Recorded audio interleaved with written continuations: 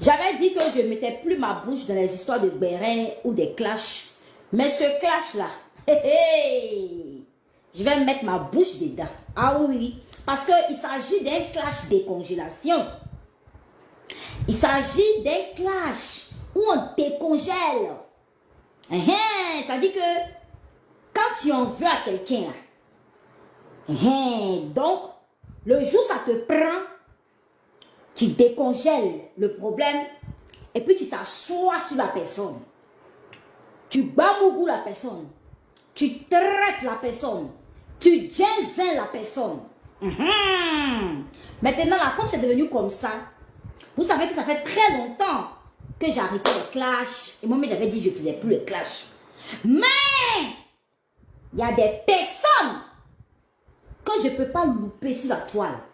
Il y a des personnes, voilà, comme la vendeuse d'Attiéké, là. La sorcière vendeuse d'Attiéké, la blogueuse, cogneuse des textes, la repéro de la femme lourdement mariée du métal. Les deux là, eux là, le jour ça me prend. Parce que eux ils se disent que, façon leur groupe là, leur boy là, façon elles se disent que elles peuvent sortir sur les gens n'importe quel là. C'est comme ça, Nicolas aussi, Nicolas est pareil, moi je peux damer. Je peux taper l'œil sur des gens pendant un bon moment. Mais quand je veux sortir sur la personne, quand je veux me mêler de la vie de la personne, quand je veux m'introduire dans un palabre, je viens et je m'introduis. Ah oui, oui. C'est ça le rouage des réseaux sociaux. Donc, famille, tapotez l'écran. Je ne suis pas venue clasher, mais moi, ça peut aller très vite. Hein. Vous savez, avec Nicolo, ton cœur bat très, très fort. Ah oui, oui, oui. Avec Nicolo, là, ton cœur bat très, très fort. Mais Nicolo a choisi de s'assagir. Mais cela ne veut pas dire qu'elle aussi n'a pas riz couché. J'ai mon riz couché. Et comme on reste des humains, on peut sortir ce riz couché là et puis en parler. Quand on rentre dans notre coquille, ça ne veut pas dire qu'on a peur des gens. C'est juste parce que on essaye de laver notre image. On essaie de venir embellir notre image selon les poubelles que vous faites sur les réseaux sociaux là. On a fait ça. On a dépassé ça. Depuis ce week-end, famille, il y a un clash entre le blogueur. Aïe la joie, oui mon frère chéri, aïe la joie. Taguez-le, taguez-le, taguez-le. Taguez aïe la joie. Aïe la joie, c'est ce blogueur qui met la joie de vivre sur le méta. Qui est à Londres là. Le travailleur, le bosseur. Vous le connaissez non? Vous connaissez aïe la joie? Partagez le live là. Le blogueur aïe la joie. Qui est en clash avec la vendeuse d'Attiéké. La vendeuse d'Attiéké, là, elle s'appelle ML Révélation. Oui, parce que moi, ça ne chauffe pas. Moi, là, moi, Nicolo, quand je veux dire le nom de quelqu'un, je dis son nom. Je ne donne pas de surnom. Contrairement à ceux-là, la blogueuse ML Révélation, qui est sortie, d'après elle, décongelée son bafou qu'elle avait avec la blogueuse Riznogué, Rose Bobo. Dans une histoire qui ne la concerne pas, hein, mais comme on est sur les réseaux sociaux, ça ne nous concerne jamais. C'est ça, ça ne nous concerne jamais les histoires. Mais quand on guette la personne, on vient, on place nos caméras et puis on dit le vrai nom de la personne. Vous comprenez? Ok. Je partage un peu mon live. Je partage un peu mon live pour qu'elle puisse voir ce live-là. Oui, oui, oui. Mon live-là doit être vu. Doit être vu par ces femmes-là. Ces mélangeuses.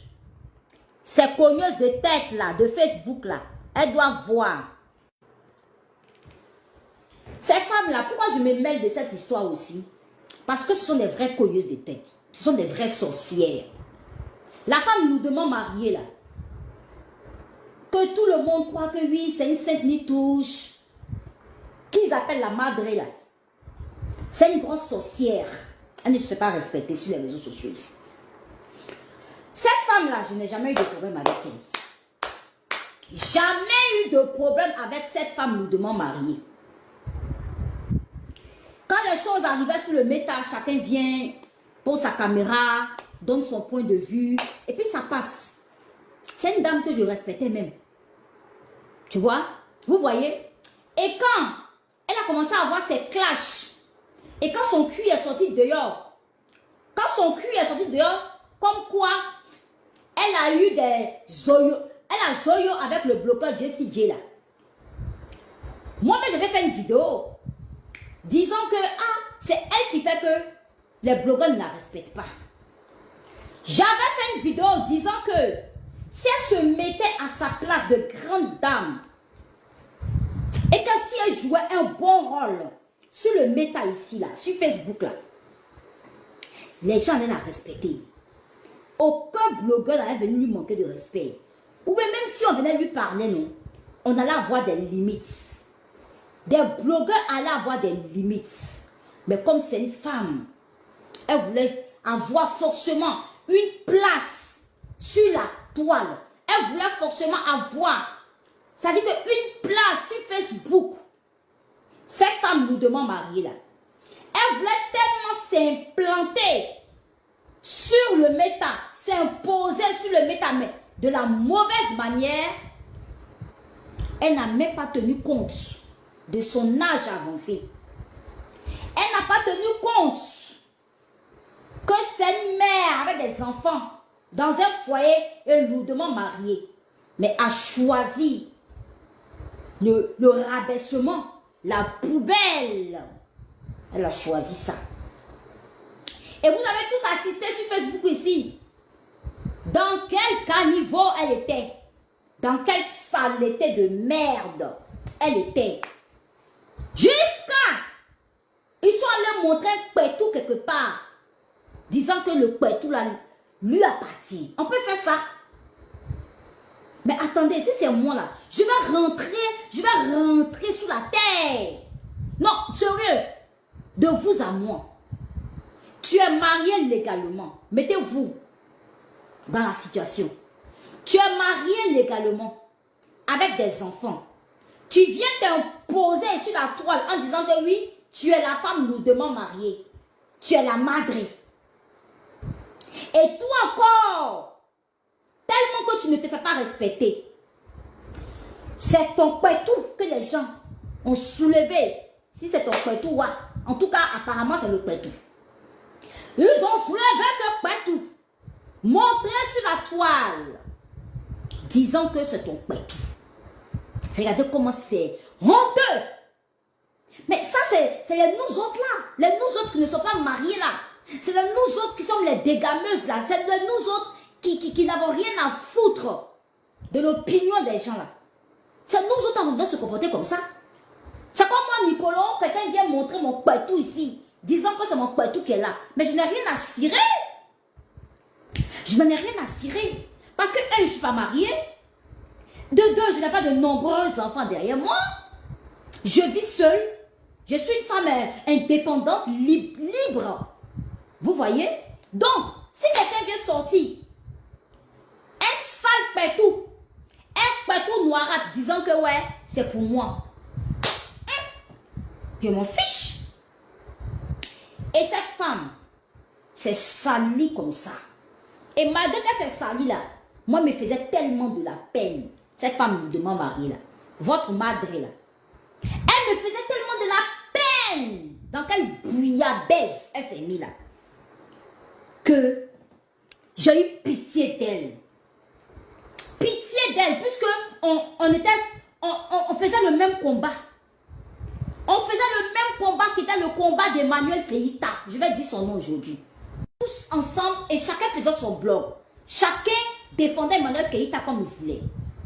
Et moi, j'ai défendu Emmanuel Keïta avec mon cœur. J'ai défendu Emmanuel Keïta avec mon cœur, moi, Nicolo. Je l'ai fait avec mon cœur. Tellement que je valorisais cette petite fille, Emmanuel Keïta, cette jeune maman, à cause de tout ce qu'elle vivait sur le méta. Je me suis donné à fond dans cette estime pour Emmanuel Keïta. Oh, je ne savais pas que ça énervait Francine Ba. Je ne savais pas que ça saoulait Francine Ba. Je ne savais pas que mon estime pour Eka la dérangeait. Elle jalousait ça. Alors qu'on était dans le même combat. On peut faire ça. On peut faire ça. On est dans un même combat. Et puis tu me jalouses. Malgré qu'elle, Francine Ba, hein, elle se mettait en direct. Elle avait 3000 personnes connectées. 4000 personnes connectées. Mais elle me jalousait. Elle me jalousait, moi petite, parce que j'embrassais Eka. Parce que quand le livre d'Eka est sorti, j'ai été l'une de ces blogueuses qui a acheté les livres d'Eka pour partager à des followers, à des Ekalandais. Oui, aujourd'hui, quand je vois la Ekaland me tourner le dos, ça me fait rire. Mais un jour, j'ai posé ma caméra pour défendre Emmanuel Keïta. Et cette Francine Balajoie était jalouse. Dans son petit coin, malgré sa visibilité qu'elle avait, malgré que elle était en train de clasher d'autres personnes, détracteurs d'Emmanuel Keïta, elle m'en voulait. Je ne savais pas. Elle me détestait, je ne savais pas. Jusqu'à... Moi, j'ai eu un problème ici sur la toile. Elle est venue placer sa caméra. Elle est venue dire, ouais, Nicolo, il faut arrêter le clash que tu fais avec ta soeur, patati patata. J'ai écouté, j'ai dit, ok, j'arrête le clash. Un jour, moi-même, je me suis levée. Je suis venue dire un truc banal sur le méta. En disant que, ouais, oh, ma soeur Emmanuel Keïta, ma petite soeur Emmanuel Keïta m'a appelé. Oh, elle dit qu'elle m'aime, elle m'a appelé, elle me fait de gros bisous. Pourtant, tout le monde connaissait ma gamme sur les réseaux sociaux. Malgré que toutes ces Francine Ba et mes révélations, leur bon là, tout le monde connaît ma gamme sur le méta que moi, Nicolo, je suis une personne un peu fofolle. Que je suis une personne extravertie. T'as porté le direct là. J'ai pas voulu mettre leur photo. J'ai pas voulu mettre leur photo parce que ça ne m'intéresse pas. Je suis venue m'exprimer. Parce que comme elles aiment dire que non, elles aiment décongeler. Donc nous tous on va décongeler. On va décongeler parce que j'ai remarqué qu'il y a trop de haine inutile sur les réseaux sociaux. Trop de rancœur inutile entre blogueurs sur les réseaux sociaux. Parce que si des vieilles comme ça, des personnes plus âgées que les jeunes blogueurs, que toi Francine Ba,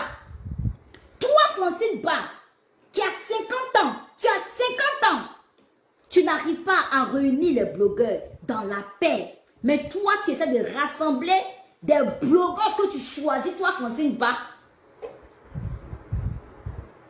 pour les amener à haïr, à détester les autres. Mais c'est méchant. En fait, ton rôle sur les réseaux sociaux, c'est quoi?